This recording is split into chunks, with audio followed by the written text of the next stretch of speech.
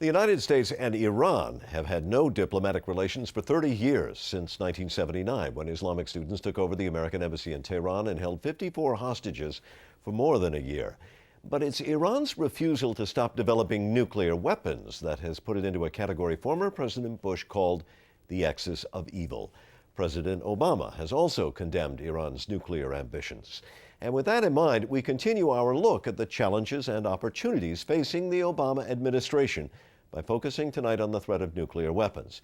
We're joined by Joseph Cirincione. He is president of the Plowshares Fund and an expert on nuclear weapons policy. He joins us from Washington. Thank you for being with us. Obviously, Iran's nuclear capability and capacity is one of the greatest concerns for the president. So what are the options? Well, the president has three basic options. One, military attack. Launch an assault on the installations that Iran is using to develop its nuclear capability. Most everyone agrees that would start a third war in the Middle East. Option two, pressure. Put increased sanctions on Iran. For example, cutting off their import of refined oil products, gasoline, to force Iran to give up its program. Option three is engage. Sit down with Iran without preconditions and discuss the entire range of U.S.-Iranian relations and show Iran what a cooperative relationship with the West would look like. So far, it looks like President Obama has opted for that third option, an engagement strategy, keeping the sanctions options in the background in case he has to default to that.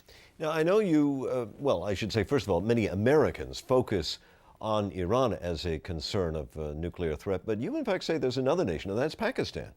I think Pakistan is by far the most dangerous country on earth. It has a deadly combination of an unstable government, strong Islamic fundamentalist influences in both the military and intelligence apparatus, enough nuclear material for almost 100 nuclear weapons, and now it has al-Qaeda with training camps entrenched inside Pakistan. If something should happen to the government, if the army should split, there would be a scramble for those weapons, material, and scientists. I think Osama bin Laden is closer to getting a nuclear bomb than ever. That is why what happens in Afghanistan is so important, because the two are linked. If we lose Afghanistan, if we lose Pakistan, we could have a nuclear al-Qaeda, our worst nuclear nightmare. Well, for many years we had heard about the dangers of loose nukes in Russia. Is that still a threat? And if so, how do we deal with it? Yes, it is. We've secured through cooperative programs about half the nuclear weapons and materials in Russia. That's the good news. The bad news is the other half is still unsecured, and there are civilian materials that could be used for nuclear weapons in about 40 other countries.